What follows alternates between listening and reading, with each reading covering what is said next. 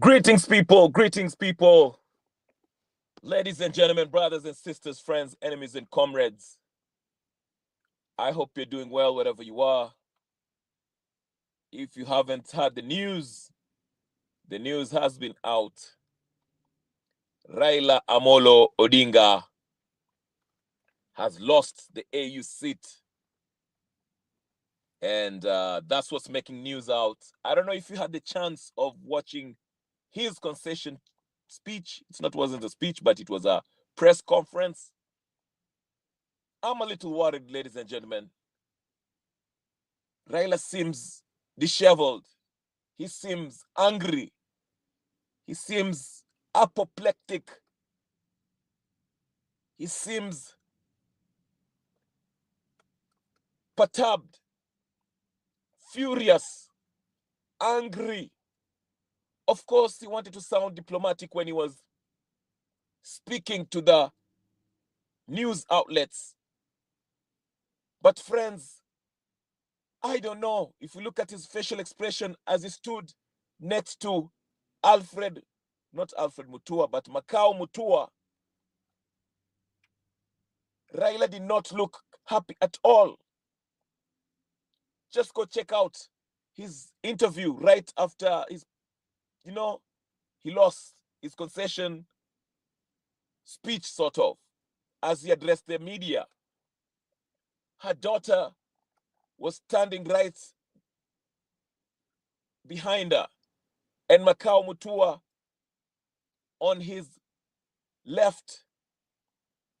I was looking at his face, and he looks like someone who is furious on the inside.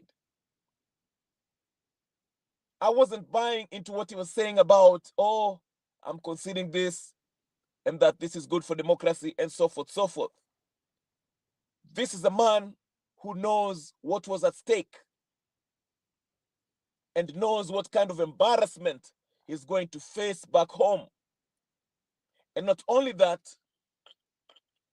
he might be looking at what went wrong, people who have let him down.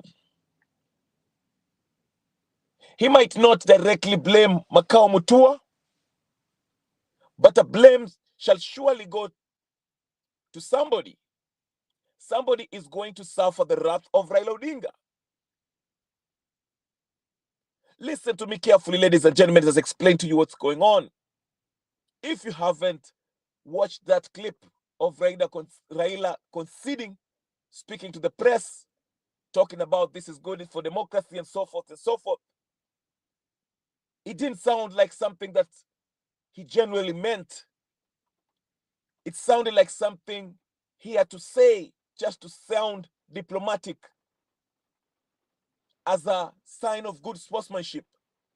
But you could see from his eyes, from his facial expression, his lips, his cheeks, his eyes, his forehead.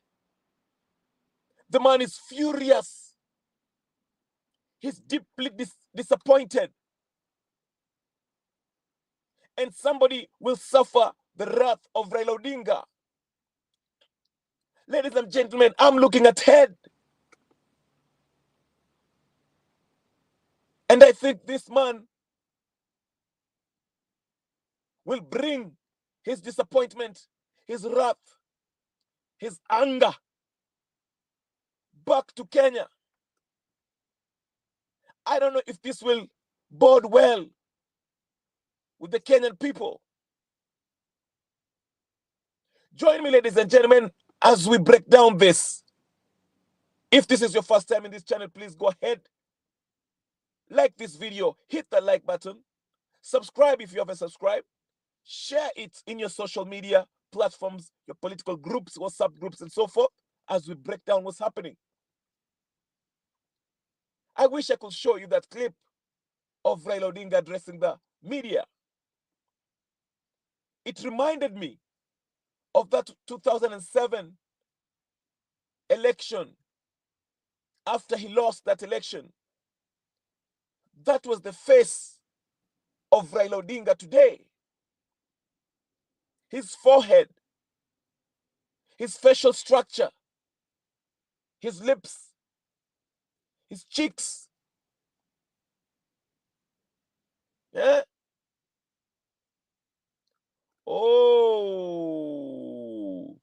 Oh. She Mariam is telling me something.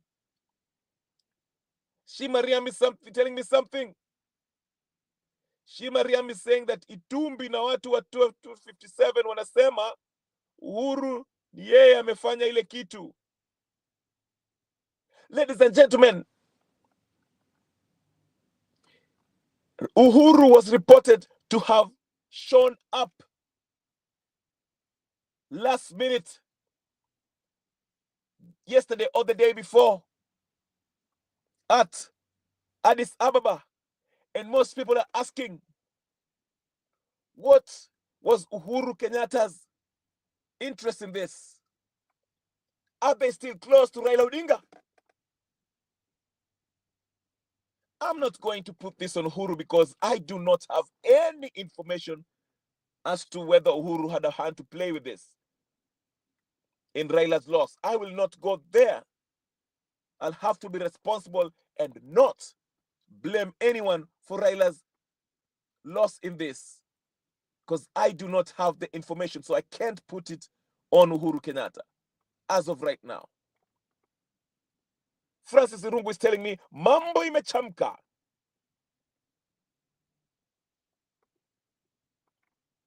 Yeah, there was reports that Uhuru Kenyatta was in Addis Ababa. Jana ama juzi.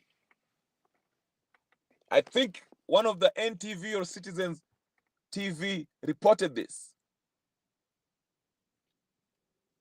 Ladies and gentlemen, if it's true that Itumbi and the gang are spreading this word that Uhuru was behind it, then they're playing a very dangerous game. This is a very dangerous game to play. I heard Miguna in his live before it got hacked.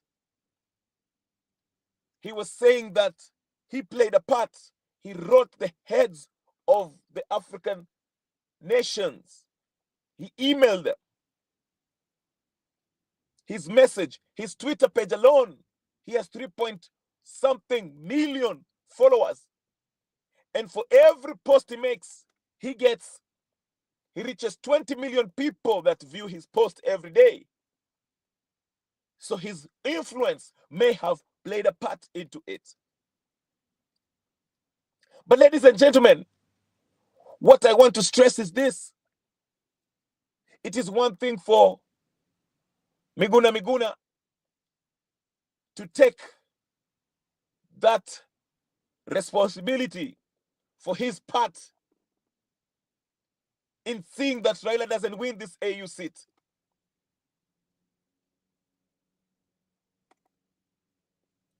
Shi Mariam is telling me, Itumbi ameishi kusema Wakikuyu hawapendi Raila apate kura, so sijui Miguna amekuwa Mkikuyu. Yes, this might be a very dangerous game that we do not want to play around with. Because Raila is an injured man right now. The man is hurt. Go look at that clip again. His face is full of fury, angst, anger. This is not something or time to start playing this tribal games, blaming this community or the other community for this loss. Misplaced anger is a bad thing.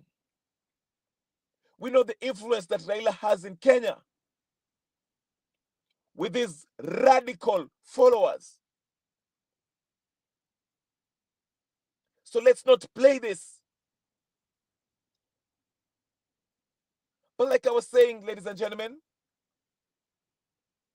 at first I was happy And I'm actually glad that he didn't get this position.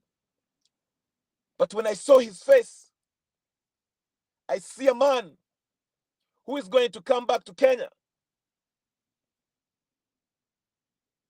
And I think he will make some things happen.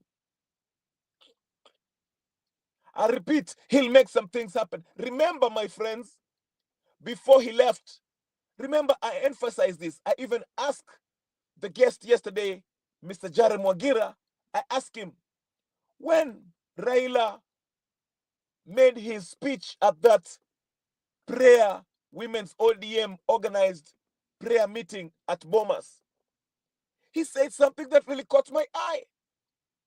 When he mentioned that hawa watu wako na tabia ya kuiba. And I asked myself, who and why? Who was he referring to? Was he referring to Ruto? Was he referring to Uhuru Kenyatta? Was he referring to both of them, the regime? Was he referring to a particular community? The Kalenjins? The Kikuyus? Who was he referring to when he was saying those words? Because he said, hawa watu wako na tabia ya kuiba. So it was plural, meaning that he was referring to a group of individuals. I don't know if he was referring to a community or he was referring to a political organization. I don't know. They are working hard to sell tribal cards and we are not buying it. Absolutely. Sijaona hiyo video ya Raila walahi. Baba hata maombi alisema alilazimishwa na mkewe aende maombi. It's not his thing. Yes. You know, when I saw the video yesterday of Gladys Wanga and Junet Mohammed and Aaron Cheriot and the rest of them in that huge hotel or whatever, where they were dancing and drinking and clapping and singing and all doing all this stuff, and Raila was smiling and shaking hands. I just imagine if they lost, what will happen if Raila lost this seat. And now that it is a reality, I'm telling you guys, if you haven't watched that video,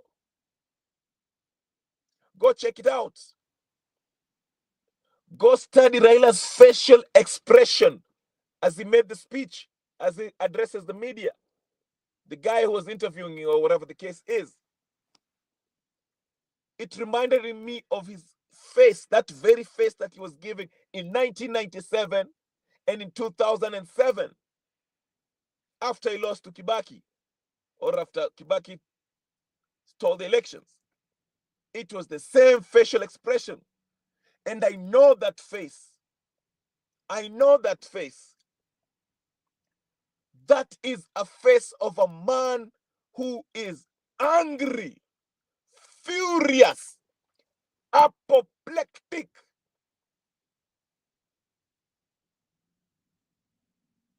The guy is so mad. He tries so hard. He tries so hard to hide it, but he couldn't.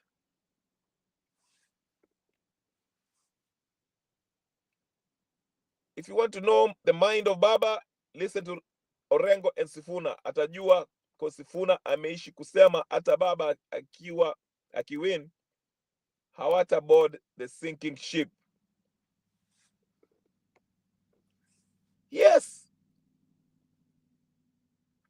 So you know what? I don't know what this means for Ruto. Given Raila's fury, I don't know. You saw that face. Anyone who has watched that video clip of Raila conceding defeat, come tell me what you think of his facial expression. Never mind what he was talking about. His facial expression alone. That's why I'm saying, as we get happy, we celebrate the victory because we did not want Raila to go to AUC after what he had done to the Gen Zs by turning his back to them and also his supporters and joining Ruto while we wanted to take out Ruto. I don't feel sorry for him one bit. But, ladies and gentlemen, I mentioned yesterday, this guy can make things go south in Kenya as far as he can make chaos erupt in Kenya. Believe it or not, he might not have his clout all over the African continent, but within the borders of Kenya, this man can cause chaos. Ruto anameza tembe. Pressure. Siashikwe na heart attack. Aki, tusikie mtukufu Liza ameaga. I'm telling you, in the next few weeks, things will escalate in Kenya. Because you have a man, an octogenarian, egotistical man who enjoys sifa za penbili, carpets, plaudits, accolades, who has been embarrassed at the African Union election in front of 100+ MPs who accompanied him, plus the president of Kenya and his cabinet and his own entourage and his family members. A total embarrassment to Raila Amolo Odinga. A national embarrassment. It's one thing to lose an election and convince your supporters that you've been rigged. This is on a continental level.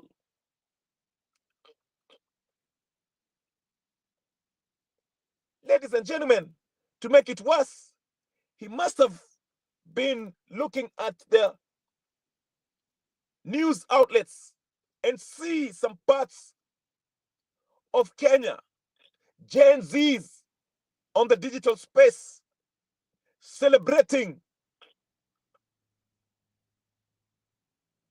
because of the news that he lost these elections. And they campaigned hard to see that he loses this AUC seat. It's a total defeat. It's an embarrassing, humiliating defeat for Raila Amolo Odinga.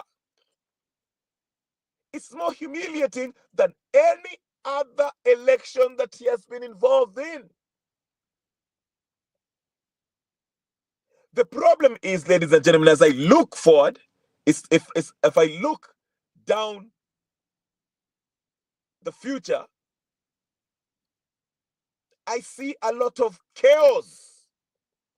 Because this man is going to come back to Kenya furious.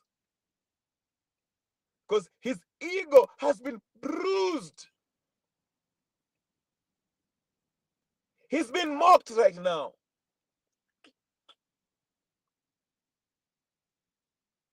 And for somebody who has anger and a huge ego like Raila Odinga, he will have to flex his muscle locally and not to the advantage of majority of Kenyans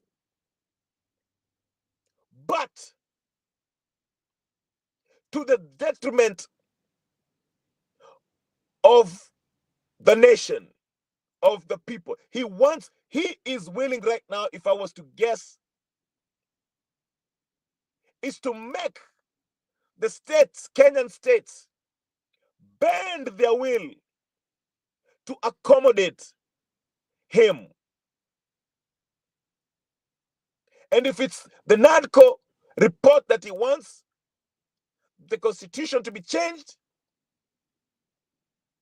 he will arm twist his way, blackmail if he have to do that, blackmail Ruto,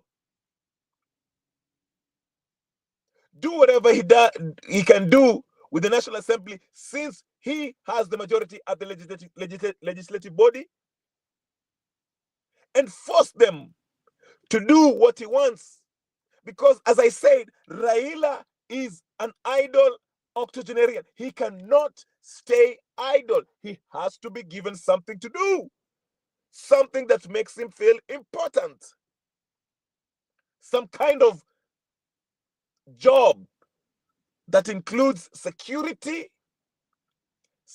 apparatus to protect him, some red carpet, and some useful idiots to clap at his every word and remind him that he's important. Raila needs that. He feeds on that. He can't live without it. He has to get that.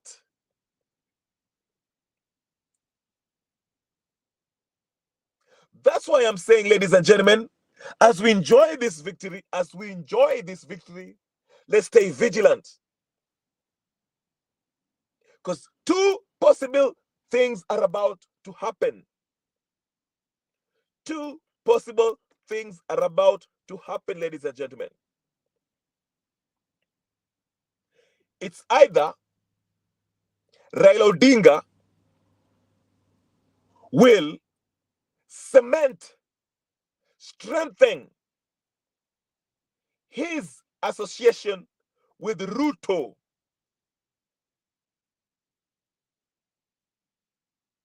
okay? Or he will disassociate himself from Ruto, side with the people to actually try to topple Ruto. Now let's review the first option. If Raila stays in this broad-based government, sticking to Ruto, and if we are going to buy this narrative that Uhuru Kenyatta or whoever was behind this, Wamunyoro, because you'll hear all sorts of rumors that, oh, Uhuru Kenyatta, Wamunyoro are behind this, talking to all these heads of states and all this, so he can lose. And I can see that. There's a lot of gullible Kenyans who buy into any kind of rumor. And they might use that to create a political rift, a deadly tribal rift between Raila Ruto and the Wamunyoro gang and Central. That is a possibility, ladies and gentlemen. And these guys will push for a referendum, do what they've been doing, the criminal activities they've been doing, but on steroids. This is a possibility. Because this guy seemed furious, people, disappointed.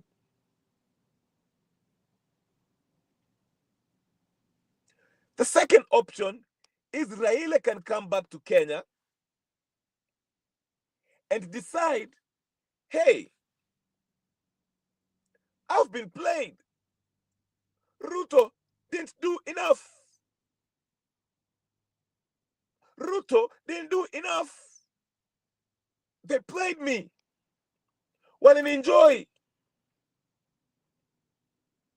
And he might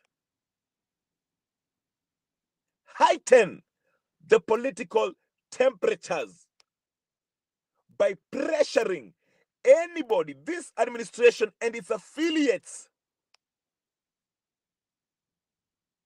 to do his will, what he desires.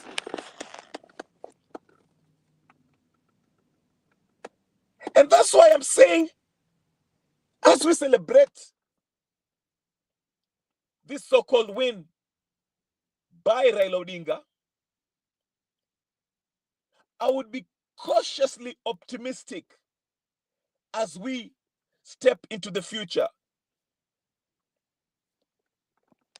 especially we as Kenyans, because we are about to enter into very, very muddy waters in Kenya. It's about to get very, very tricky and deadly. I told you, say what you want about Raila Odinga, whether you support him or you hate him, but this man can make this wonderful country unstable. He can destabilize this country. He has the influence. He has the intel. He has the money.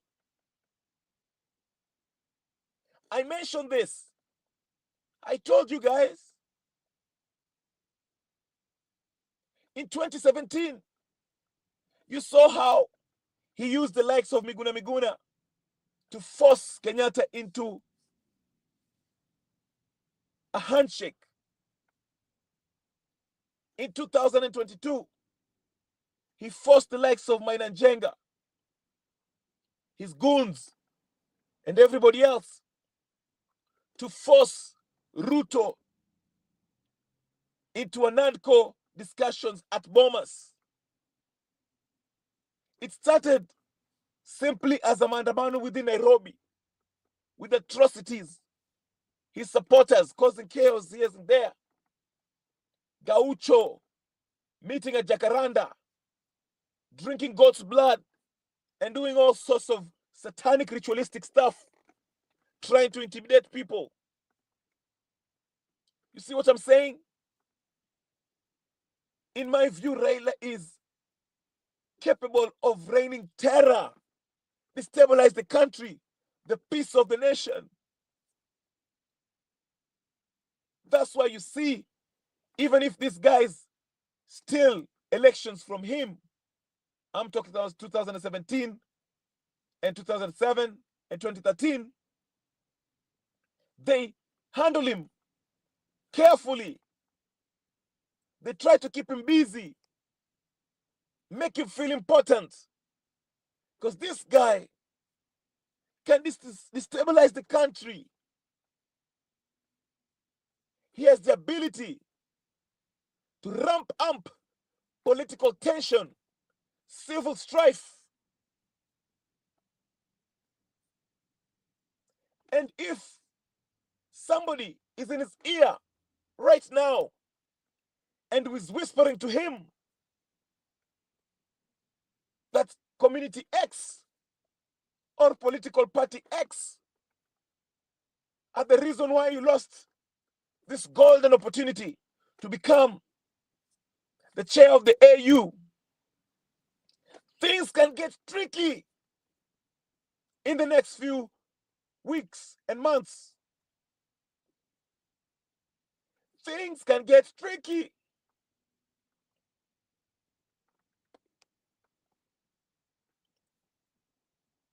So let's watch and stay vigilant. And I think if there's somebody who has to play a pivotal role as we move forward, it will have to be William Samoei Ruto. He better starts doing the right thing. And I'm not talking about doing the right thing to please Raila. I'm saying the right thing to the Kenyan people. The abductions have to stop. We want to see the change in the economy, respect of institutions, independent institutions, respect to other arms of government, end to corruption, nepotism. These are things that Ruto have to handle. Because now, if you have Gachagua on one side and an angry, furious, deflated, humiliated, apoplectic Raila Odinga, that's a powder keg. Yes, Ruto must go, Mr. James. I agree with you wholeheartedly. We are about to enter into some turbulent moment in our political history. Remember, Raila knows that 2022 was probably his last job at Kenyan presidency. And AU was his last job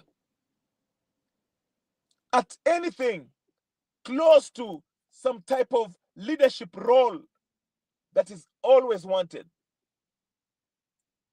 So it's either he will try to work out this constitutional change through the NADCO report to have that prime ministerial position, or he might again cause some fracas, unrest, protest, civil strife in order to force the state to hand him some type of position where he can feel satisfied.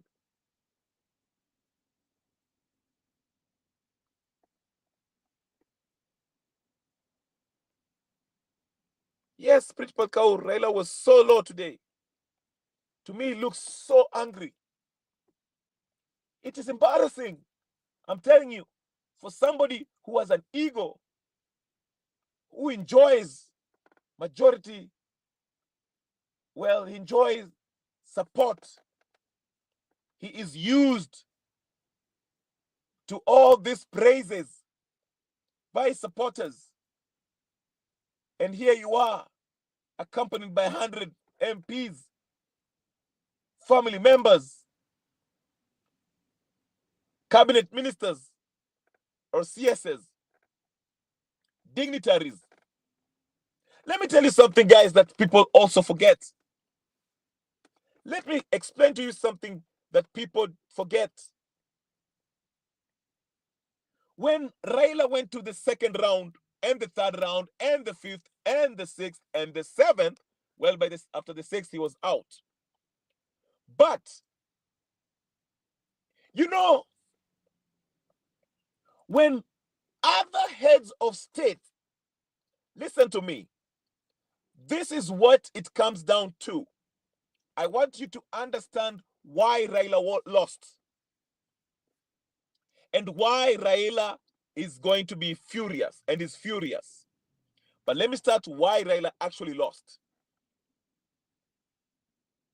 Raila Odinga, the number one reason, because listen to me, if you follow, the first round, Raila was ahead. The second round, Raila was ahead. The third round, the Madagascar candidate dropped out. Okay? Let me give Barack the link so he can hear his view. The link is right there, Mr. Baraka. I mean, it's a promise. But here is what I want to emphasize, ladies and gentlemen. Reason why I think Raila lost. And let me wait for Angira because I want to share this with him. I really want to have his take on this, if he sees it the way I see it. Wangira, The link is in the chat. Okay, let me add you. This is what I'm saying. If you remember, the first round Raila was leading, the second round he was leading, the third round the Djibouti guy started gaining some leg, and the Madagascar guy dropped. But the fourth round, the people who the heads of state who were voting for Madagascar guy voted for the Djibouti guy, as I predicted. And my take is this: if I am a head of state from other nations, if you look at other nations, it was heads of states coming to Ethiopia with a few of their staff members. But here is Raila Odinga, who came into Addis Ababa with his entourage and an army of 100 MPs. If I'm sitting there as a head of state, I will be looking at Raila Odinga like, who the heck does this man think he is to walk up here as if he's already owning Addis Ababa? That's why when it came down to the round 4, 5, 6, where he lost, the guys, even from the SADC, deemed it fit to give it to the humble guy who only came up with his wife and 2 staff members and seemed to have known what he's talking about. And I mentioned that what will count is the interpersonal connection, because that's what diplomacy is, that you have with these heads of state, and not your grandiose entrance into Ninio. But anyway, let me not talk much because I have somebody up here who probably has something to say. Jared has left. Too bad, he has just left. If he'll come back, I will ask him the same question. Like I said, the link is still up there for anybody and everybody who wants to come in. As I said, yeah. So anyone who wants to come in, jump in. The link is down there. But President Ruto has proved to all Kenyans that he never stole votes. He will one day look Raila failed in AU. Yes. To me, the point I was making was this. While the not chat heads, but the so-called public intellectuals, the academicians, the people who the people who know stuff about politics, who are presented in this political talk shows in Citizen TV, in KTN News, and all this stuff, everywhere. Okay, these guys were talking about, Kenya is a great economic bloc, economically advanced country. We are geopolitically positioned into a very advantageous place to the Western people, the US and China and all, whatever the case is. So they look at us as a global asset, geopolitically, okay, in their chess game. So that will count, that will play a part. And I say this, that's not actually what probably will come down to. This is a diplomatic position, and all you need is your interpersonal skills, your diplomatic skills, diplomacy, your salesmanship, how you can relate to these heads of state. How can you woo them? What's your resume? How can that reflect and persuade them into voting for you? Okay? Now, as I said, if you look at that block, if you look at how these guys were voting, you could see Raila maintained that 20 votes. And majority of them were some of these SADC people with the Eastern African bloc who are voting for Raila Odinga. Okay? Now, the Eritrea guy enjoyed the Francophone nations and the North African nations, but he was disadvantaged because when the Madagascar guy, when he was there, he was milking some of his votes in the first and second and third round. So when the Madagascar guy left, these heads of state had actually a choice to make. Either they go with Raila Odinga or they go with the Djibouti guy. Jared, I see you're back. Go ahead. What do you have to tell us about what has unraveled today? Karibu.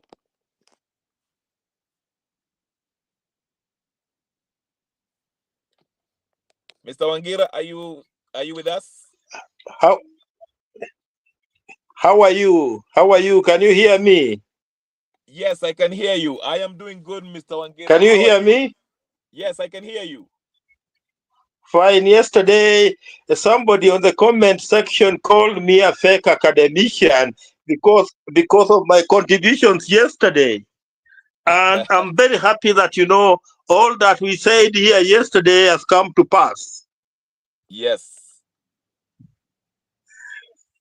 We told them, we were very frank yesterday, and I told them that the situation in DRC, you brought together SADC. And I told you yesterday here that SADC have a pact that if you attack one of them, then it's assumed that you have attacked the entire SADC. And the team that has sent Raila Odinga home today is the SADC team. I understand that Samia Suluhu, the president of the United Republic of Tanzania, never voted for Raila Odinga, despite the fact that SADC, despite the fact that Tanzania is part of the East African community, but she went with SADC other than going with the East African community. So it's SADC that has sent Raila Odinga back to Bondo. And William Ruto is so poor at diplomacy, ni kusema kwamba anajua kila kitu, lakini so poor at diplomacy. Because even his support for Israel at this particular time, when people felt that Palestine was being treated badly, was a wrong move. So that particular move alone costed Raila Odinga a lot of votes.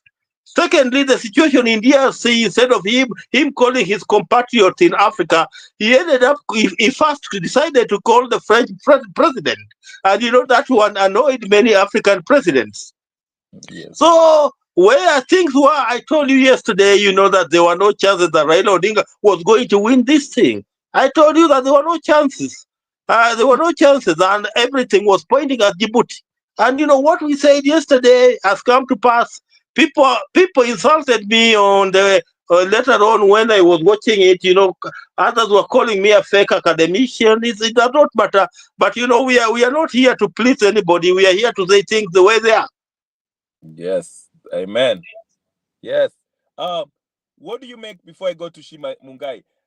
What do you make of his press statement that he gave when he was conceding? In my view, he looked very, very angry. I mean, I could see it from his face. He just, and I mean, woe unto the Kenyans who are going to be Kenyan when Raila touches down in JKIA. I don't know. What do you make of that? I didn't see a hungry person. I didn't see an angry person. I saw a confused person. I believe that I saw a confused. Seriously, I saw a confused person.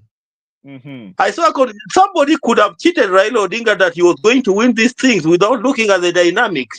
They never analyzed the dynamics for Raila Odinga, and somebody cheated him that he was going to win this thing, and that could have been the reason why we had a huge Kenyan delegation to Addis Ababa yesterday. So to Raila Odinga, it came as a big shock. It came at a big shock, and if you watch him, what we call, the body language, yani kwa Kiswahili, lugha ya maumbili, lugha ya mwili ile, the body language, it told it all, that, Raila Odinga came out of that hole a very confused person. He was confused where I stand. Okay. Shimunga inakuona hapo. Karibu sana. Hebu niambe maoni yako. Oh, she just dropped. Okay, so here's the thing. To me, I was thinking about this, Jared. I was looking at this and I was thinking, because I followed it from round 1 to round 7, whatever the case is.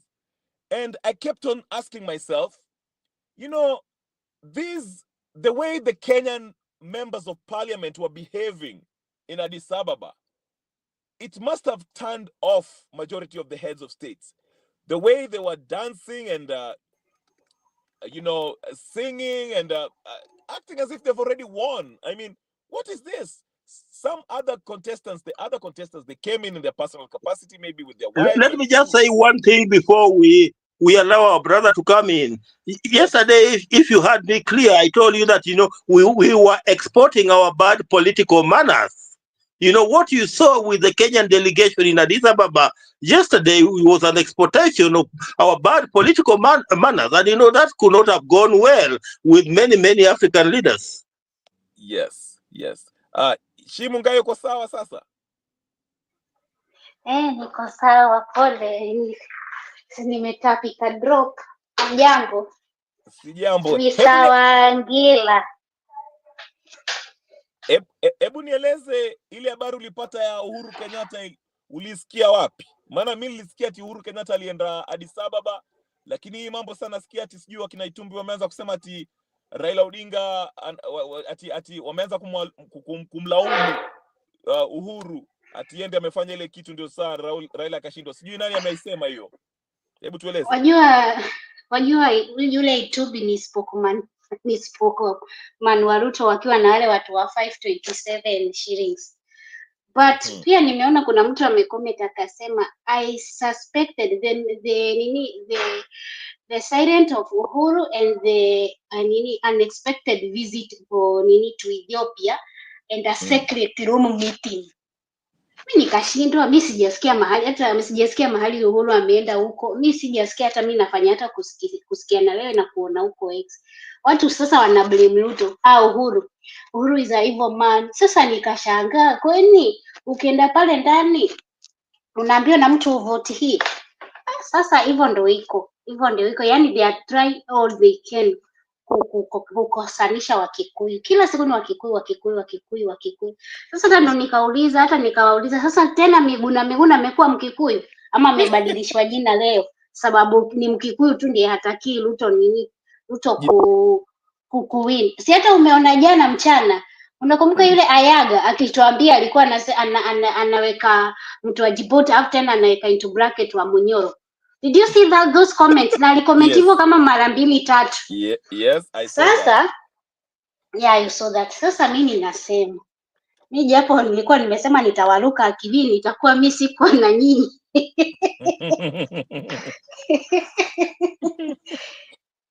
Mimi I demand sasa ni Ruto baba akuje adimatwe tangu la seat. And hebu angalieni hii kitu na nini kama alikuwa amekanukia Ruto. Unaona amefuta Dede Nyoro, amefuta Karongo na amefuta Medhu. Unaona ametolewa kwa hizo CSS in case baba arudi na haja appoint. In case baba arudi atapatiwa za macho. Sasa ni baba akuje made his mistake yenye alifanya, and wasidhani Mungu ni Athmani ati wanaweza joyride kwa damu za Gen Z. Watoto wanakufia hospitalini, walitoa linda mama wakaleta linda ng'ombe, watoto wakufe watoto wa university hawasomi, kila kitu ni kulia, alafu waamke tu siku moja you want to be successful. No, saizi Mungu wa siku hizi hakawi karma inakuja constant, yani haikali, unapigwa na karma mara hiyo. So mimi as long as nilikuwa tena hurumia baba, lakini hapana, wacha alete chaos, and if it is possible wamalizane na Wetangula afu alete impeachment ya Ruto, asiende tena kufanya handshake juu hata sahi hako na influence. Sahi influence yake ilisha 2024. So if you want his legacy, aache legacy nzuri, afute watu wake kwa cabinet, warudi kama ni wa Munyoro ama warudi Bondo, wa strategize tena, waitishe seat of majority, seat of whatever it is, lakini wamfukuze Ruto nyumbani. Asikubali tena kuhongwa, lakini najua atakuja kusema alikuwa anadanganya. Sasa nashindwa, mtu mzee wa miaka 80 anadanganywa na nini?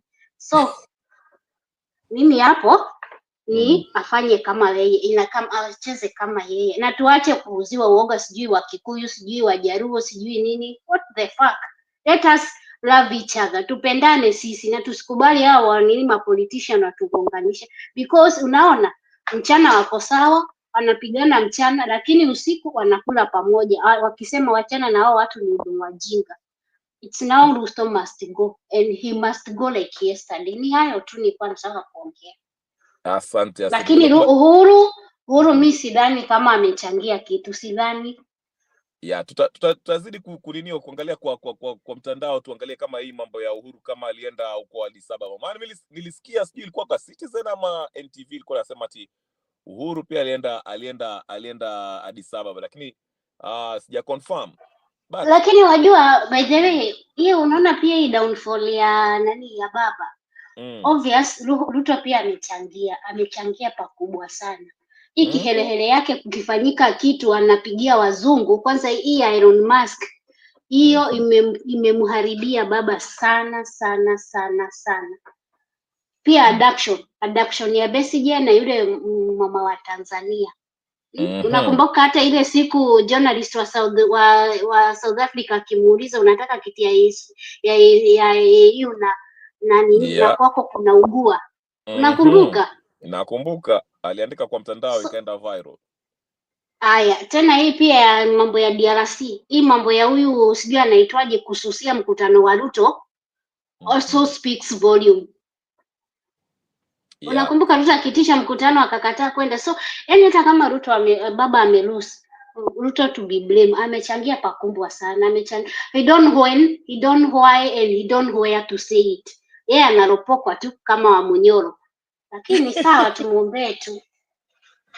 Mimi nadhani Raila alikuwa na chance nzuri ya kuwa mwenyekiti wa AU, lakini vile hao wabunge walienda huko, wabunge sijui 100 haya na wale staff members wa Ruto na staff members wa Raila, sasa ni kama watu 300 walienda huko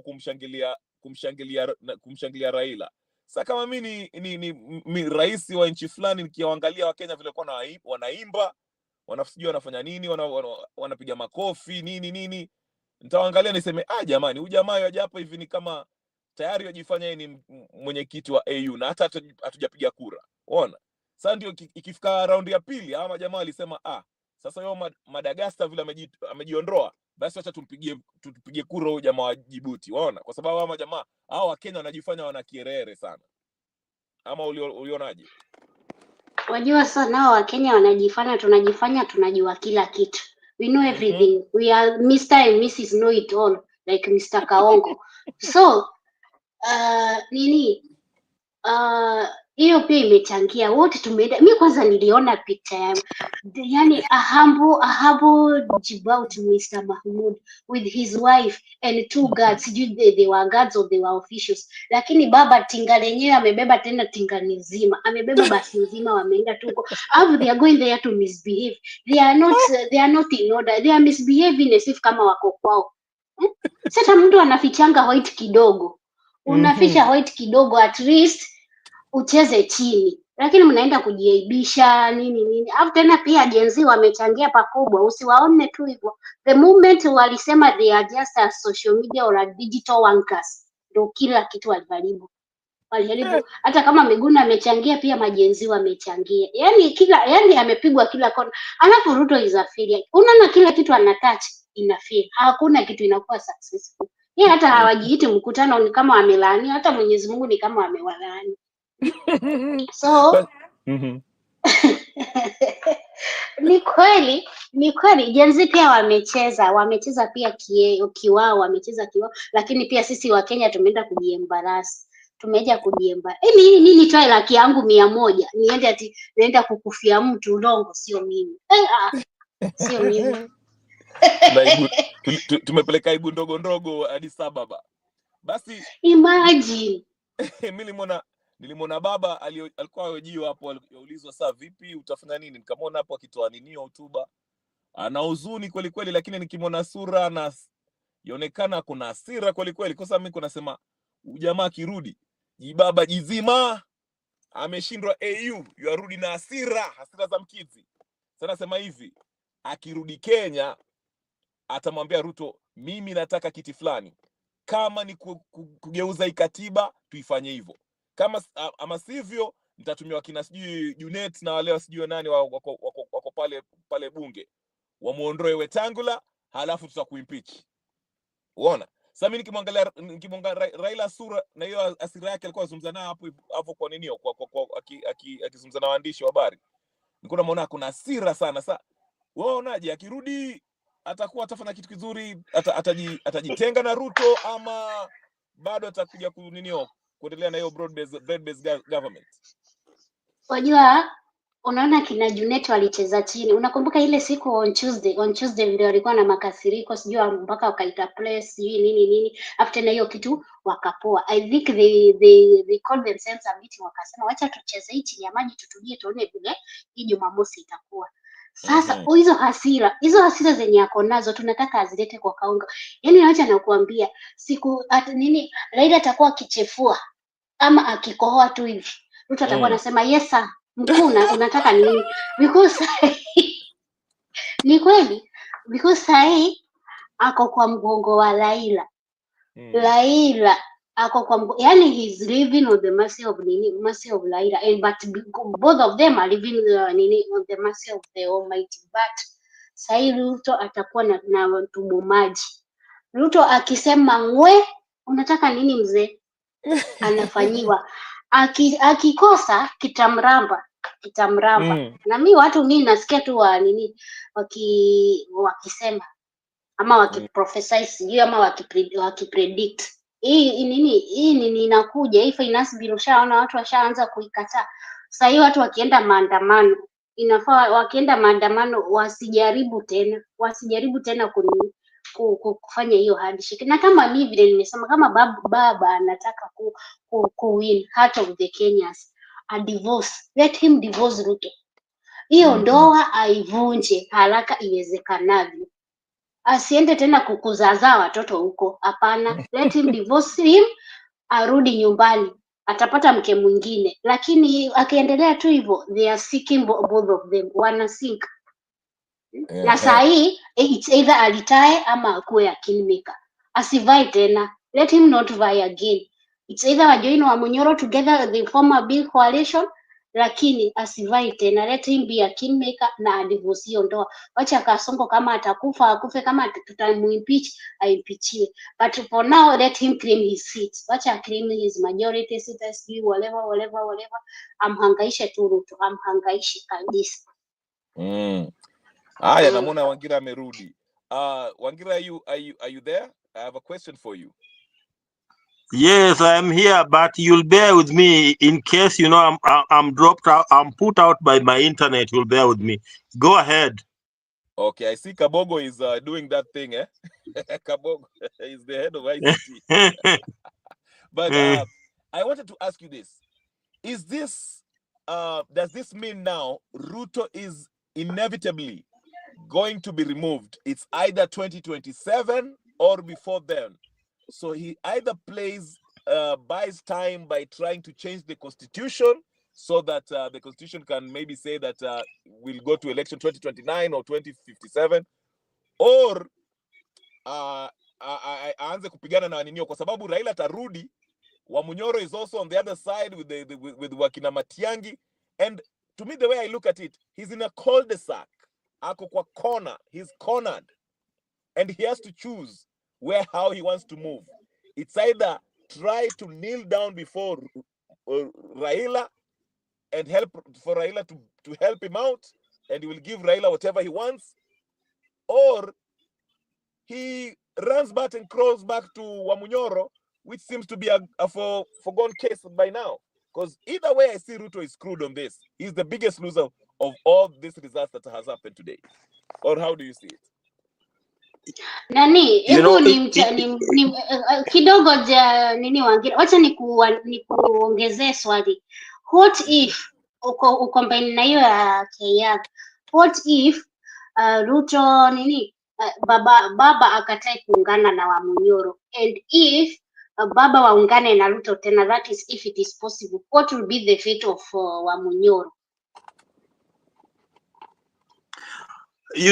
In Kiswahili wanasema ndio mkoko unaalika maua.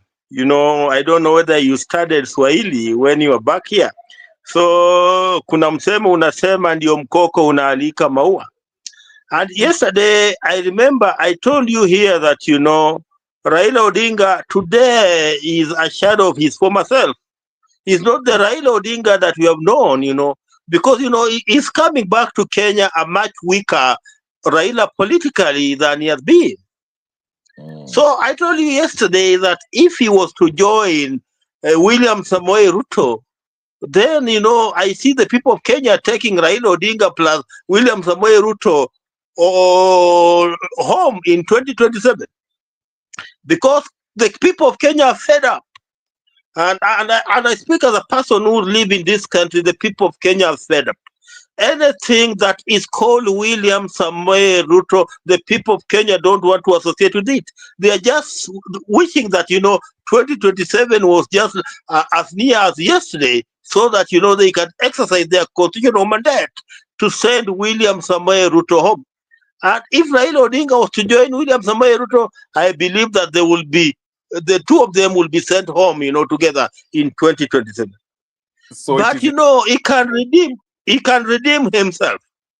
He can redeem himself. I believe there's a way Raila Odinga can redeem himself. You see, the way a snake always sheds off, that old skin. I believe that, there's a way that Raila Odinga can shed off the old skin. And this is, by joining the progressive forces. There are those progressive forces that are saying that, William Samoei Ruto is not the man we want. We want William Samoei Ruto home as yesterday. That's what the majority of progressive Kenyans are saying. So the only way for Raila to redeem himself is to join the progressive forces. And I expect him to do that, because, things like, abductions, we still have like 2 or 3 people who are abducted and their matters are in court and nobody knows where they are. We know that there have been serious human rights violations under William Samoei Ruto.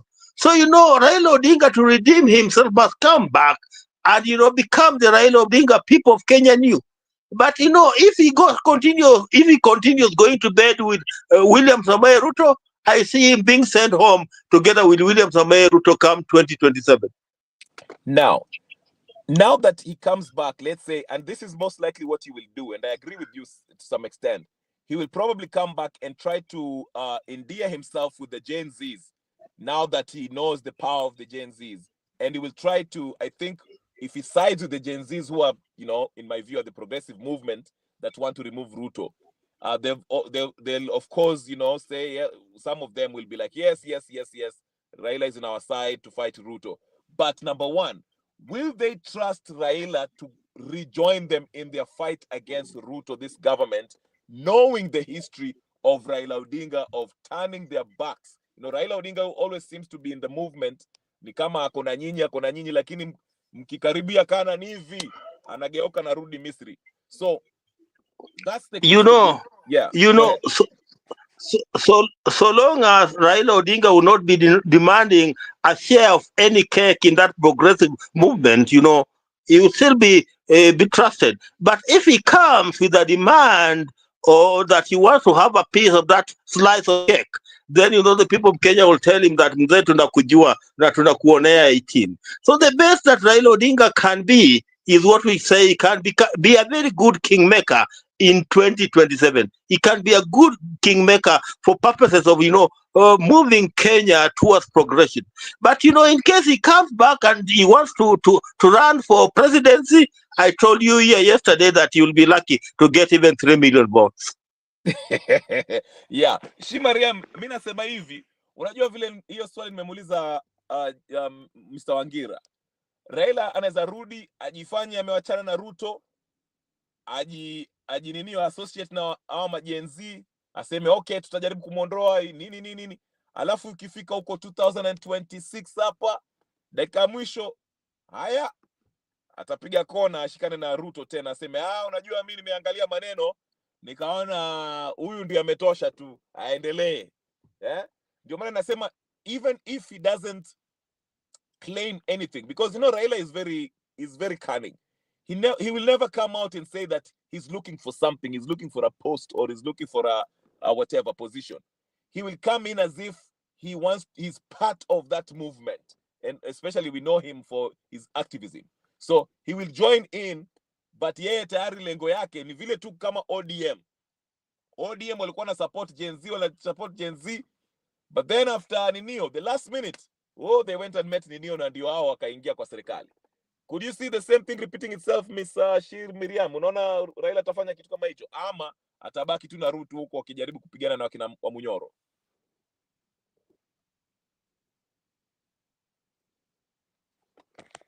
Shi, umepotea? Oh, kidogo endeleeni kidogo narudi kama like 2 minutes. Okay, sawa. Yeah, I think Jared, you kind of you answered that question, but I was just piggybanking on your answer because you said if he comes in with demands, people will reject him. But I'm saying Raila never usually comes in with demands. He starts out as if he's with you in the movement. Okay, he's with you, and you will trust him and think that okay, we are traveling towards Canaan together. Yeah. And I want to repeat myself very, very clearly. Kenyans have seen Raila from ile tunaita hapa Kenya tumekuonea 18. Wamemwonea Raila 18. And this time, it's not a laughing matter, let me tell you, my brother. Because Kenyans are yearning for what we call progression. They have been stuck here for a long time, and what they want is progression. And anybody who is anti-progression, anybody who is anti-progression. Oh, Wangira, we lost you a little bit. I don't know what's going on. We lost you. I can't hear you. Are you still there with us? We are under Francophone aggression. Laban, tafadhali, link ndio hiyo. Laban, ingia katika studio. I want to hear your view, the way you see it as a stalwart, strong Raila supporter. Tafadhali ingia utueleze. Maoni yako ni aje? Baba ndio huyo anarudi Kenya, saa vipi? Laban, ingia. Ndio hiyo ninio. Nakuwekea link. Nataka kusikia maoni yako kama mfuasi wa baba. Hebu ingia utueleze sasa mpango ni vipi? Mko na plan B ama mambo ni kujinyonga tu ama mmezoea every time mmeenda ninio ni maandamano ama mtatuliza tu? Haya, Laban, nakupatia link ndio hiyo hapo, nakuwekea kwa chat. Tafadhali Laban, hit the link uingie katika ninio. Uingie katika studio tueleze maoni yako vipi. Maana baba ndio huyo tuasikia sasa ameshindwa, ametoa ninio. Ametoa haya. Keep ndio huyo pia ameingia. Haya, Keep najua the great anti Raila. Hey, let me know what. Karibu Keep. Hebu anza pale unataka kuanza. Laban. Laban, ingia, Keep ako hapa. Raila atashinda. Laban alituambia hapa akatuterrorize na Raila's win. Ati Tony Witi anasema ni kerere ya Ruto ndio imeangusha baba. Haya. Kuna angusha nani? Laban, Laban ingia. Acha nikuchekelea leo. Keep unaacha Keep atuguli hapa hivi. Ingia deal na yeye. Ati Raila is going to win. Nyinyi hamjui baba ni nani. Hamjui baba. Let me ask you this, Danny Keep. I just thought about this the last minute, okay? I want to get your view on this. Could it be that and I know I asked niliuliza Jared earlier this, but I want to get your view on this. Could it be the nature of how the MPs, these so-called dignitaries from Kenya, our MPs, the entourage that Raila went with, the way they were behaving, singing, clapping, behaving as if Raila was near, and again, if you look at the rounds, it was 5 rounds where 6 rounds when Raila was still in it. The first round he won, second round he won, second round he was second, third round he was second, fourth round he was second, and okay. So could it be that these guys sat there and thought, you know what? Raila walked up here acting as if he was already the AUC chairperson. Who does he think he is? You see, what happened is it's actually the bullying nature of Kenya. We came with hundreds of people. We came with hundreds of idiots to the AUC, and we came with war songs and songs that you'd sing in football tournaments, and the role of the AUC at the moment was actually to reflect African unity, but it was not reflecting African unity. We are going there as if we're going to win a football match. We were not there to send somebody to represent Africa. Tulienda huko ni kama ni football. It's the same way Laban thinks. Oh, mimi ni mtu wa baba, mimi ni mtu wa ODM, lazima tu support mtu kama hiyo ni ujinga na utoto, and it's very childish. So we went na fujo mbaya, and then again the vision of Raila being a proxy of Ruto being a puppet of the West. So the puppet being the puppet of the puppet. There are very many moves Ruto did that made it very uncomfortable for Africans. Very uncomfortable. Speaking to Macron, going to sit at Biden's seat, always asking for permission to go to Russia, always to do all those things. And then the front of theirs, the amount of money spent for this whole campaign, meaning that this guy had to go face to face. Shuttle diplomacy. The guy from vitu ningefanya kwa simu. Why did he have to go to these countries? It was such an embarrassment. It was such a bulldoze. I've never seen an AUC campaign like this. Even when Amina Mohammed went for her campaign, it was not like this. Ntapeleka matusi Kipkorgot. Mulishindwa. Laban, mulishindwa. I'm so happy. I'm so happy. There's nothing you can tell me today.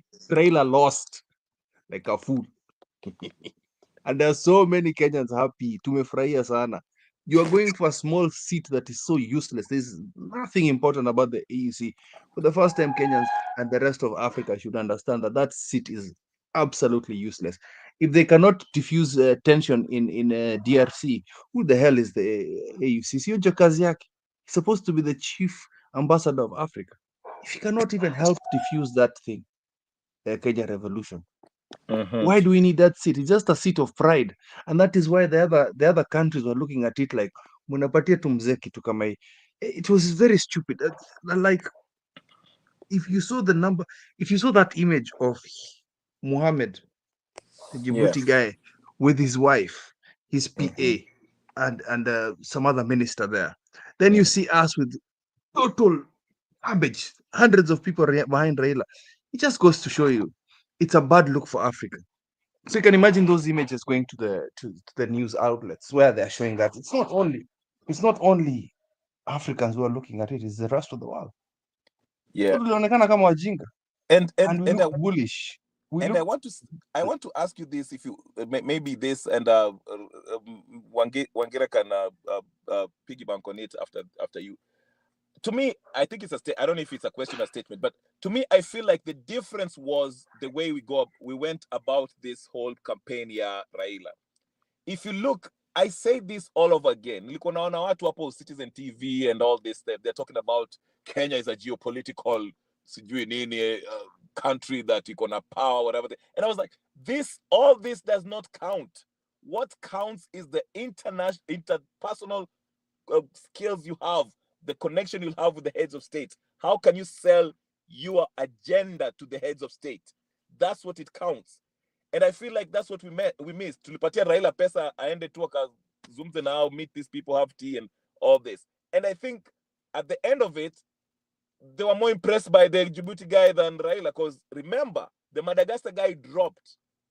Now wale masapota wote wa Madagascar wakadandia Raila, wakadandia nani the Djibouti guy, and they eventually, don't you think this is what played out? It wasn't just a matter and of course, adding to what you've said, which I think I agree with, hiyo mambo ya Somali and mambo ya kupigia Macron na hizo ujinga zengine.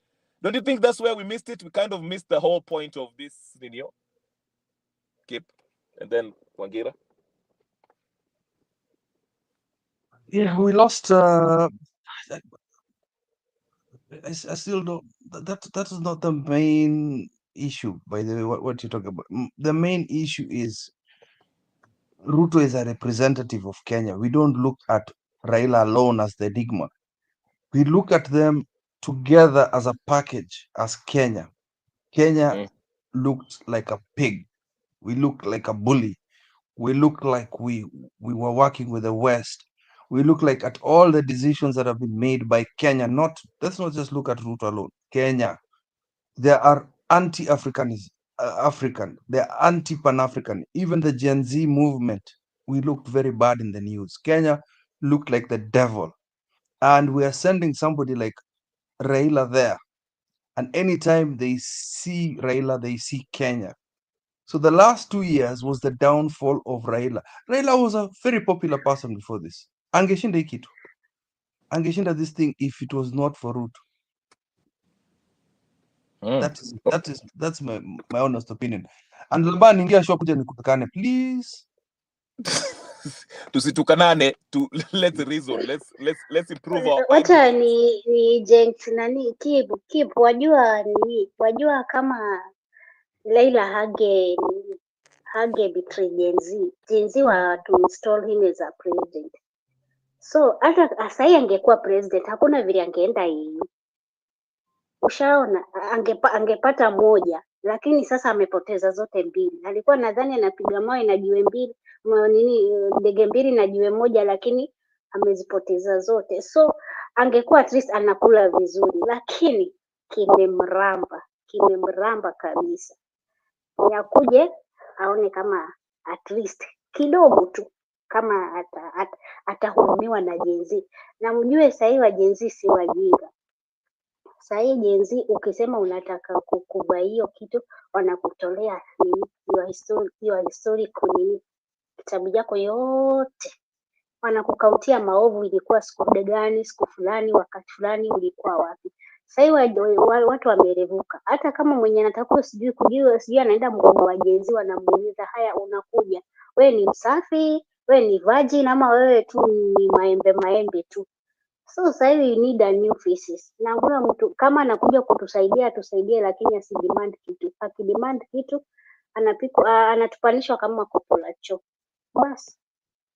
Now, what's with this rumor about nani Uhuru Kenyatta Kip? Have you heard anything? Mariam alikuwa ananiambia ati kina Itumbi are starting to lay blame Uhuru Kenyatta ati sijui alienda Addis Ababa kusaidia nani ya lose. There was a rumor that you're sitting in his hotel room trying to call presidents to destroy Ruto's campaign. How much sway does somebody have with just phone calls? That is just garbage. And it started with, it wasn't even Itumbi, it was Alai and his people. Alai is the one who said that rumor. I don't even think Uhuru wanted to be around that, because Uhuru wanted to add Ruto wanted to add Uhuru on the convoy for Raila so that they can take pictures together. You know how this guy likes pictures. So Uhuru was in Addis Ababa for I think for a day. Yeah, and he left. It was too much. I think he already knew what was going to happen. Finally, what she has added there, you know, Raila, with all that has happened from last year to now, yeah, I know you don't like Raila, yeah? Kabisa, but just think about it. Let's be what do you call it? Let's take a step back. Yeah, Raila would have been president right now. You know that.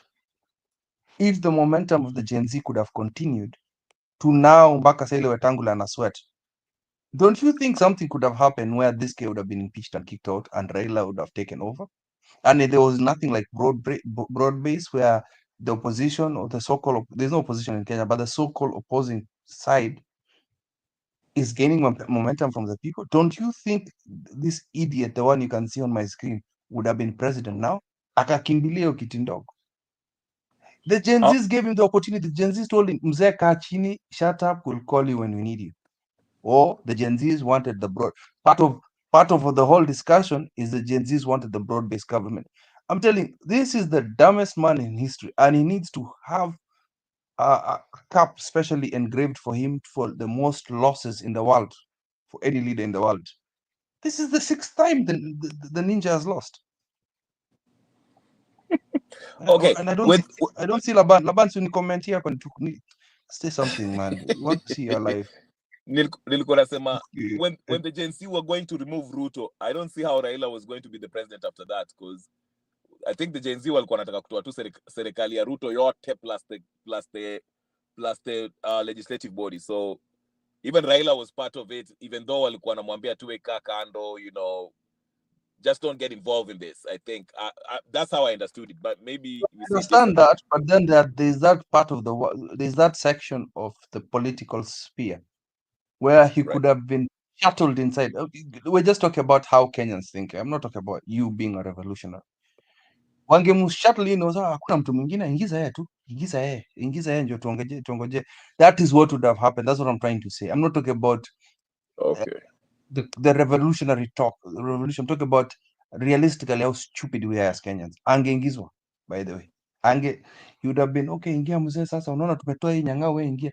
That is how the other political class who will not be in the crossfire would have done.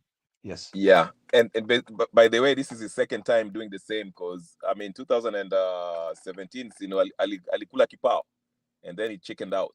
So I don't feel sorry for him.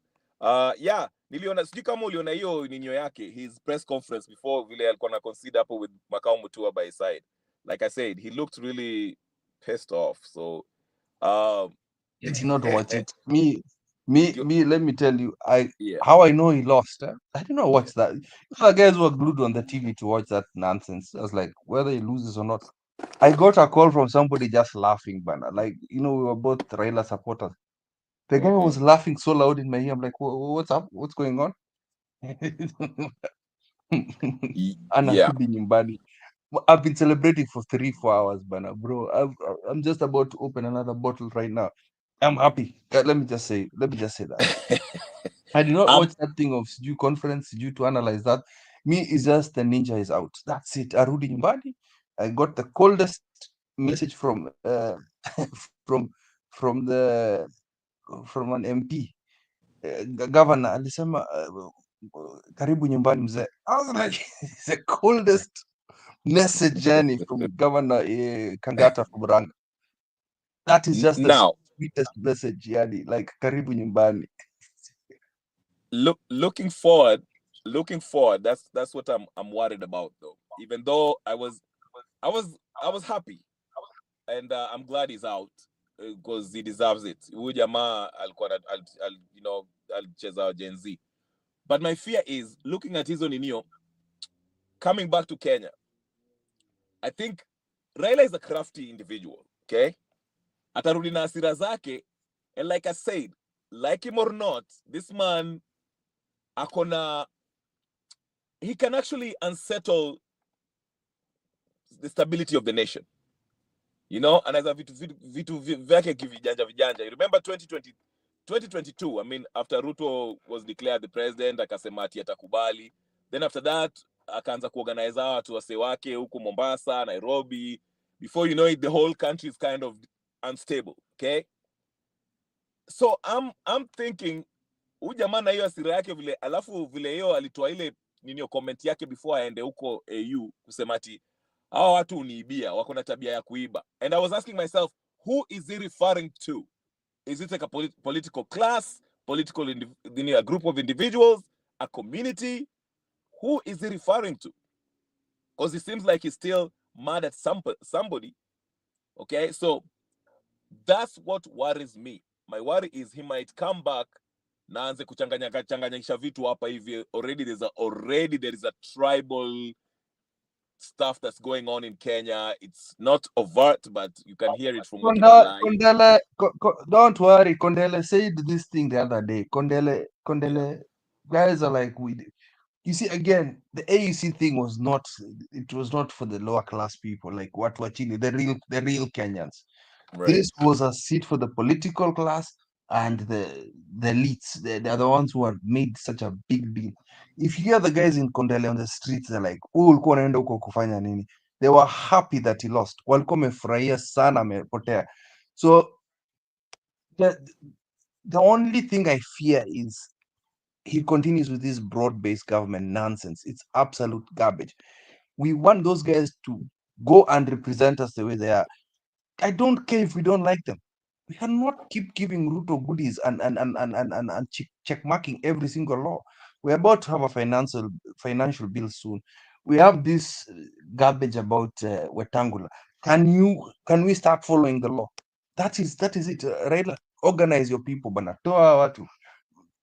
Then your revolutionary stuff, we can start thinking with the Gen Zs. But now with this old idiot, can we unlock this idiotic stuff that is happening in Kenya right now politically?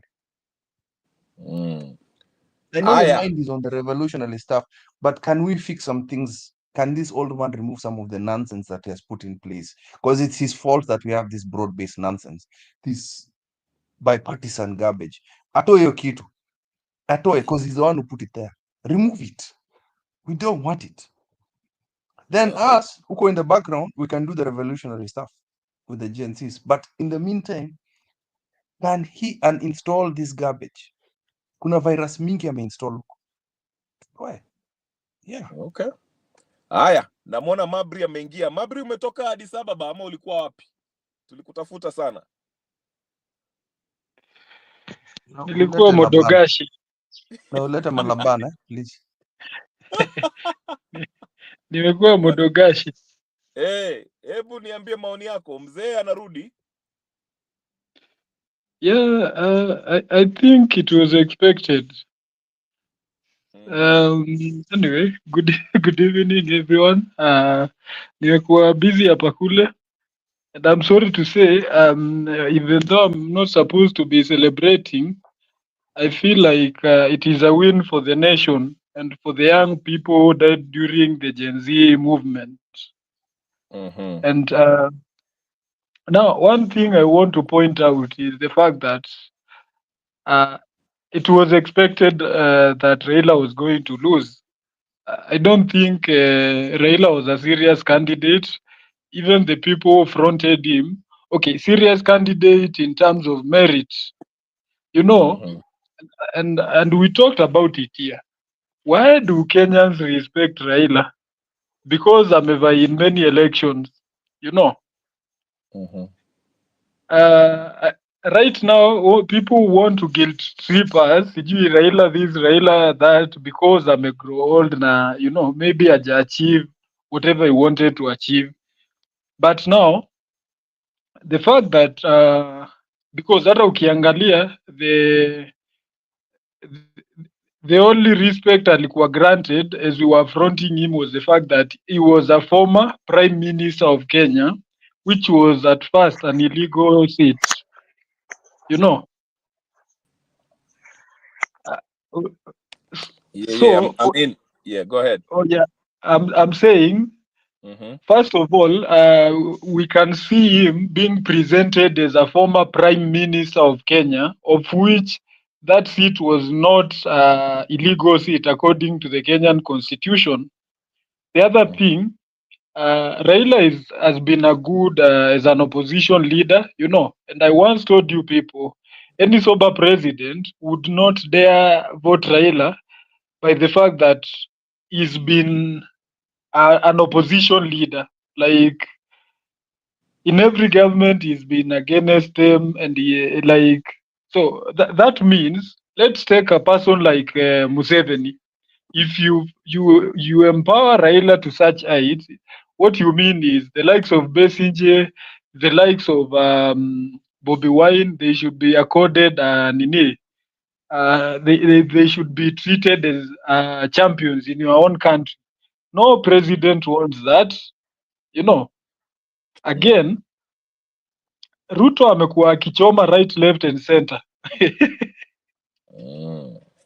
You know, Ruto amekuwa akichoma right, left and center. And for once, let's look at what was happening in Congo, the M23 thing. You know, Ruto convened a meeting, and in the meeting with other African presidents, of course, I think East African, he mentioned the fact that he had contacted the French president, you know, to address the issue. And on the other side, we see Africans, especially Africans from the west side of Africa, trying to drive away the France away from Africa, you see. we've also seen Ruto lecturing African presidents that they should not go to face one president as a whole. I mean, as one, they should be accorded some respect, and he shamelessly goes there alone. Yeah. Yeah. So, some of these factors, of course, played a lot in this loss, and I don't want to blame Uhuru for it.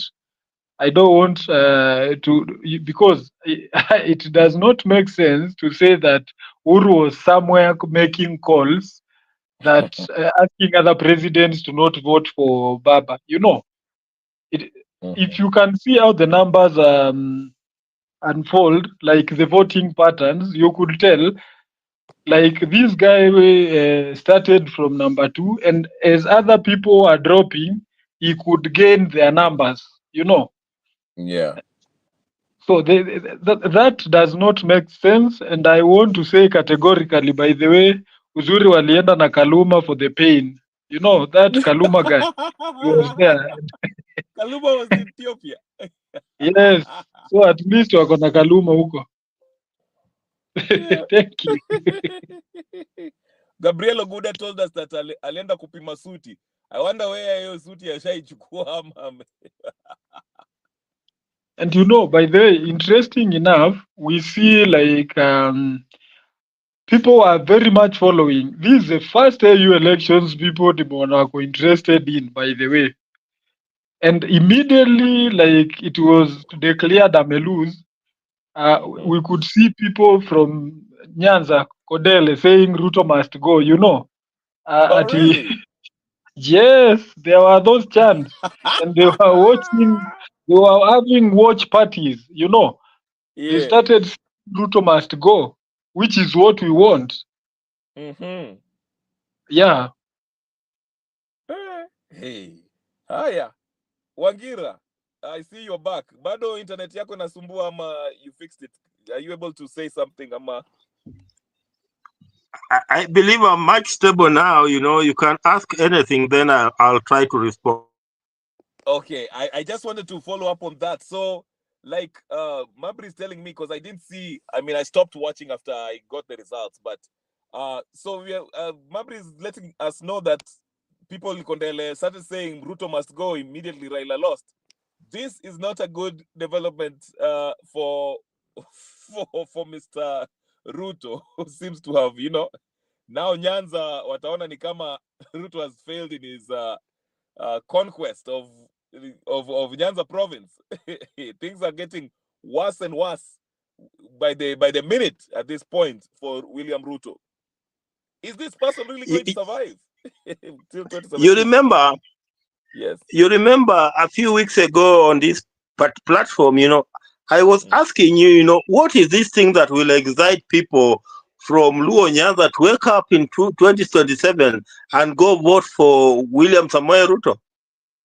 And I believe, that today's development has made the situation even much worse, because the loss of Raila Odinga's African Union is devastating for many people in Luo Nyanza.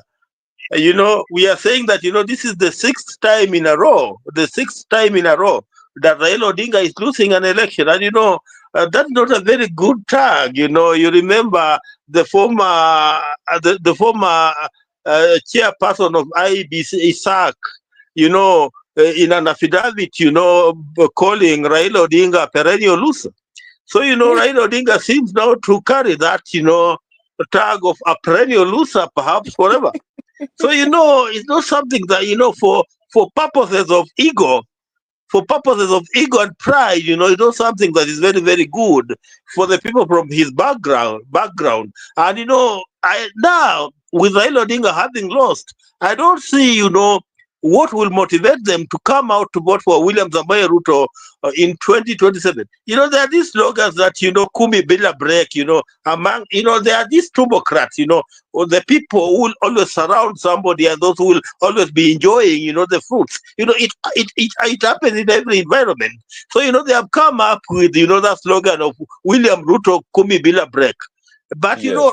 to an ordinary person in Nziwa, or into an ordinary person in Nyatike, or to an ordinary person in Bondo, what will motivate him to wake up in 2027 to go vote for William Samoei Ruto? Given the shape of the economy in which we are, given the human rights violations that we have suffered as a country under William Samoei Ruto, what would motivate him? So I believe that William Samoei Ruto is at a worst place now. He's at a worst place, and I've just done something on my Facebook saying that those psychopaths should not think that that slogan of Kumi Bila break will take them anywhere, because it's not going to take them anywhere, because people are already now discouraged even more. They are discouraged even more. So there's nothing exciting, because in elections, you need something exciting that will make you wake up in the morning to go and vote. So tell me, what will make these people to wake up and go and vote? Even if Raila Odinga was to say that he's backing William Samoei Ruto, tell me what will motivate an ordinary person in Nyatike, an ordinary person in Diwa, an ordinary person in Bondo to wake up and go and vote for William Samoei Ruto? Tell me. So William Samoei Ruto today is between what we say, between a rock and a very hard place. Mabry, how do you see this playing out? Raila coming back, is he going to still stick with the government of bread-based government, or is it time for him to divorce from Ruto and try to remove Ruto, go by the popular feeling, the general mood of the country, which is Ruto must go, as we start wrapping up? Okay, I wouldn't agree with my brother Wangira more, because one thing, I don't see a reason why people would be, would to vote for Ruto. And again, now, on your question, I think Raila will just play cool and play by the, play by the cards, because one thing you have to understand, Raila anajua the moment he comes back na anze kusumbua, people will be more agitated about him, because it will look more of a selfish move. Like you are only you only join them when it favors you. When the cards don't work to your favor, you come back to the people and you start, lying to us that tuko pamoja. So I don't see a possibility of him coming back kusumbua happening, ama joining the Ruto must go movement. What I'm expecting is there will be some changes in key government positions to at least reward as a ODM. I don't want to call it Azimio. I want to call it ODM to reward them. To like keep their cool. Now, one of the key things I see, and maybe I expect, is Wetangula might be the sacrificial lamb, because already you've seen there are some discussions. I want to imagine the recent move to reward Azimio, the majority leader in parliament, had a lot to play, to play on what has happened today, Raila losing the AU seat. Because I don't think Ruto would be so reckless to let Azimio assume the top seat in parliament. And by the way, I confirmed it is both in parliament and senate. And then he goes ahead and loses in the AU. So probably there will be some changes in cabinet and some other key positions in government, to reward Azimio. Ndio keep their cool. Basically, hata si reward, it is to bribe them. Wanyamaze for the few years zimebaki, yeah. Because Wetangula, by the way, is not a sacrificial. Wetangula technically is out. Legally, he shouldn't be the Speaker of the National Assembly, because the court ruling, by the virtue of them pronouncing that Azimio is the majority in Nio, Wetangula should be out. He's just, in a typical Kenyan fashion, and is just holding to that seat and trying to play kujifanya ati mpaka walete emotion ya kumtoa hapo as the speaker, but he's actually supposed to be stepping out as of right now, so he's already done with that. Hiyo imeshatengenezwa. But yeah, like I was saying, to me, I don't know which side Raila will play. Like, I know you made a very good point by saying that he might play it cool. I just I don't know, knowing Raila. Yeah. Let me just say one thing, Yes. Waswahili husema kwamba hata mkia pia ni nyama. And you know, Raila Odinga is at what I call the lowest of his political career. And you know, when you are at the lowest of the lowest, you are ready to hang on anything. I remember this evening, you know, having a discussion with my spouse here, and she was telling me that, you know, don't be shocked if you see Raila Odinga becoming William Samoei Ruto's running mate in 2027. So you know, Allah. it's never over until it's over. So don't be surprised. Raila Odinga can go for anything because pia mkia ni nyama. Wait, so will he be running as the deputy president or the president?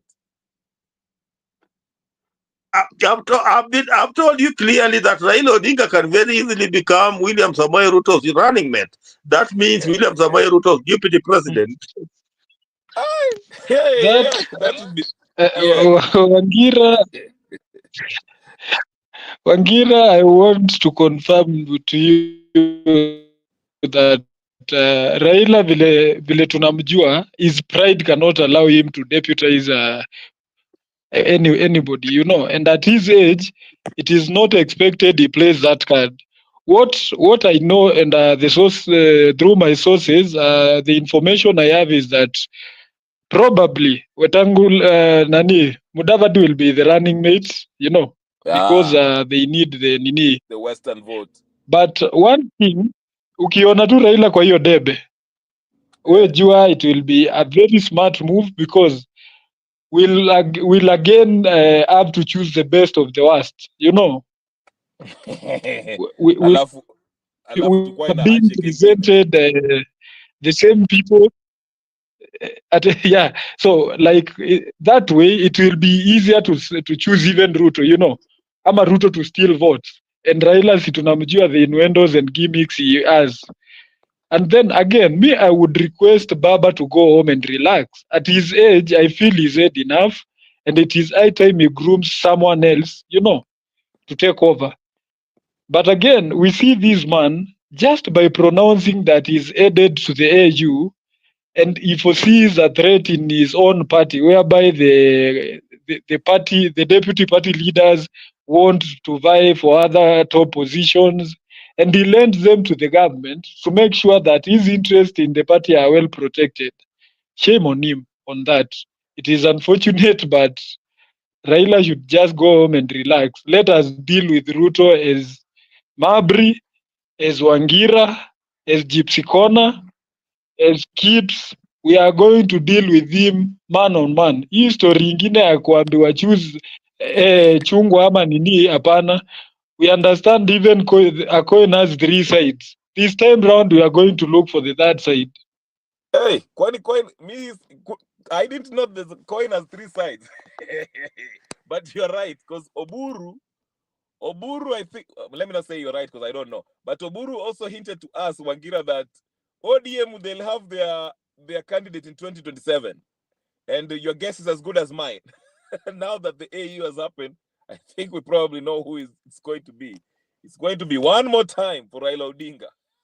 I think you know, I was very, very clear on this platform that, you know, if Raila Odinga tries to run as Raila Odinga, then you'll be very, very lucky to get, you know, even 3 million votes. You know, Raila Odinga politically now is at his lowest. He's what I call, you know, the shadow of his former self. So, you know, politically it's done. It's done. So, you know, assuming that he can run and, you know, even attract half of what he used to attract, you know, is just an illusion. So, you know, Raila Odinga, if I was him, I'll call it quit. Then I go home and take care of my kids as I write my final book, hoping that, you know, when God takes me home, then I'll have left, you know, a legacy for people to lean on. Yeah, I think the statement that you gave before, that Raila might try to revive his political career by associating himself with the Gen Z and acting as if he's fighting the government. I think that's the only way he can actually bring himself to grace, okay, on the grace side of the people, to endear himself to the people.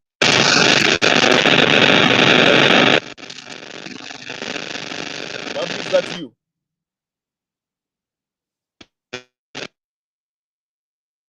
Yes. I wanted to correct you on something. At this age, Raila does not need to revive his career. He should retire in peace. You know, because 7 or so, and by 2027 he'll be almost 90. You know, it will be such an insult to our democracy to give such a man who's and I'm sorry to say I'm not wishing him death, but you know, we can look at the lifespan of a normal human being is around 70 to 80 years. He's so blessed, he's now added to 90. But it will be such an insult to reward such a person the presidency of this nation. We cannot trust it with him, because at this time I feel he should relax and groom someone, or rather appoint someone. And let me mention this, because if Raila dares to join the politics of this nation right now, is going to distract a plan which was unfolding very well. You know, because right now the likes of kina Wetangula, I mean kina Kalonzo, kina Nani, you know, they had already started coming up with their own coalitions.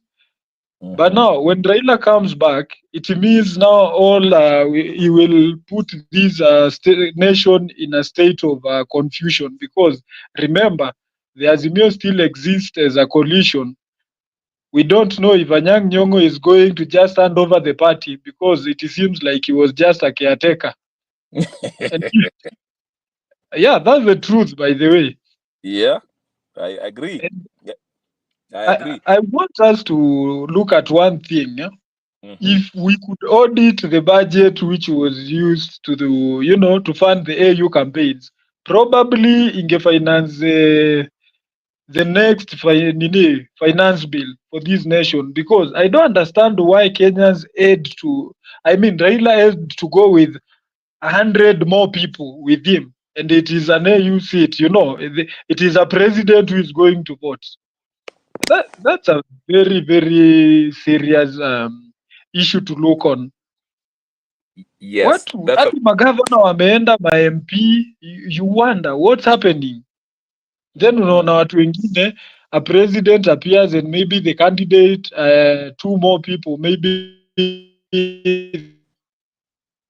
the aid or something, you know. It is it is very sad, by the way. I argued that money yes, go ahead, Jared. You know, there is a guy in Kenya here who sang the song that, you know, alianza kwa roho akamaliza kwa mwili.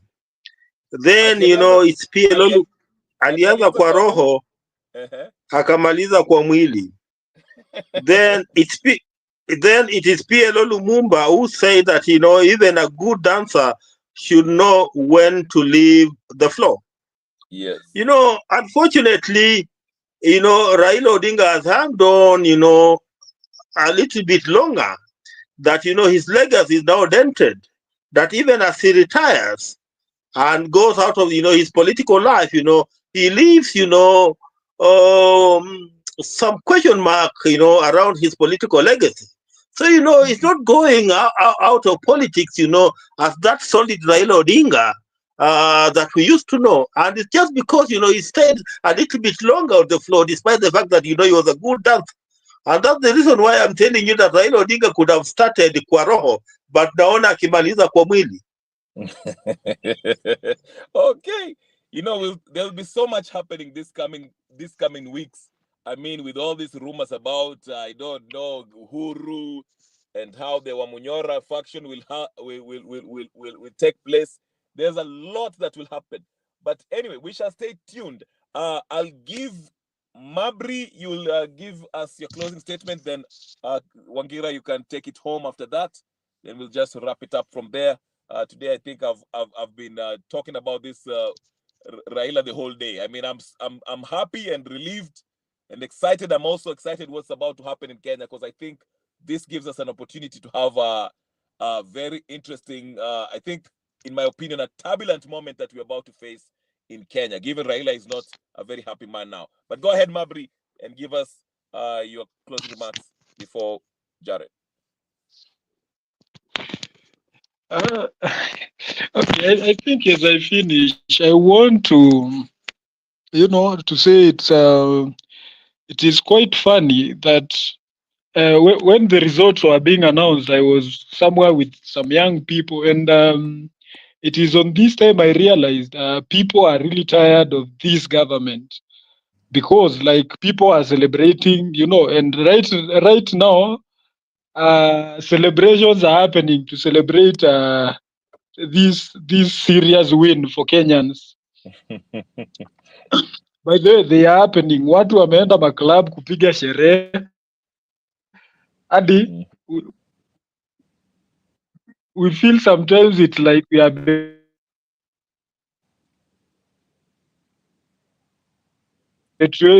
betraying our own the government, that watu wamechoka. Pia in the continental states, as a nation, we need to rethink of our, our foreign policies and how we maneuver within the international space.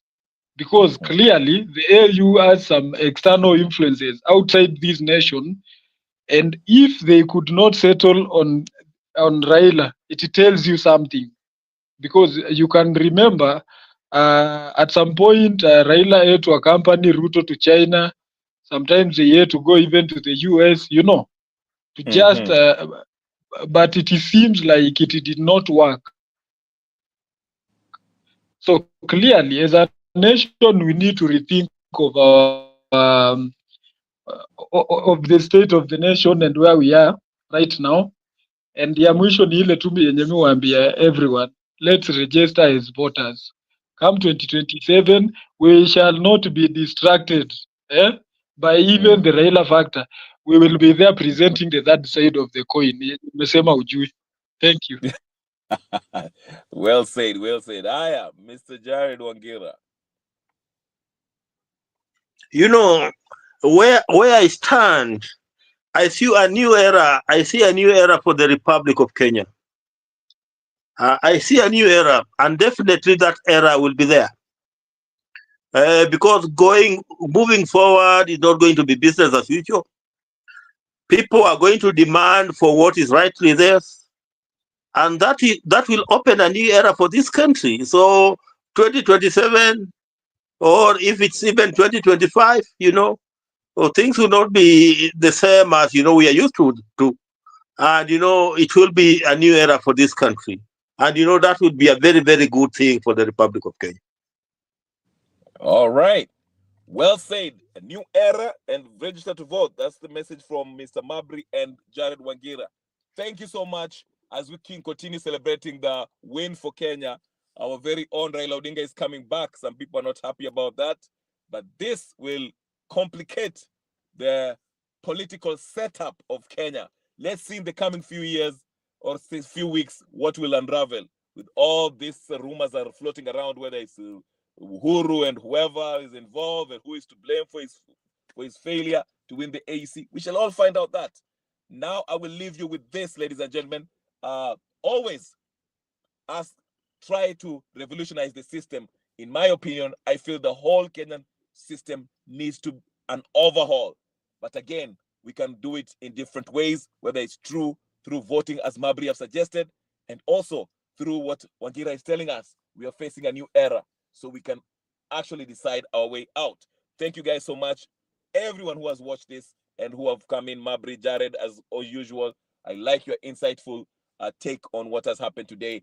And tomorrow, I'll be here. Maybe something new will happen once Raila touches down. It's only 2-hour flight away from Addis Ababa to Kenya. He's probably right now in Langata, his house in Karen somewhere. So we shall follow up. And join me in other channels. Maybe there's another channels that are going on that they're talking about this, even though I won't be able to be part of them. But thank you so much, everyone. I'll see you tomorrow. Please, if you haven't liked to subscribe to this channel, go ahead and like, subscribe, share, comment.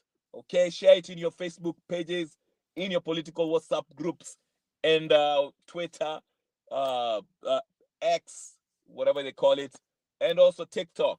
Okay, tell them about Kenya Revolutionary. Tony Owiti, thank you so much.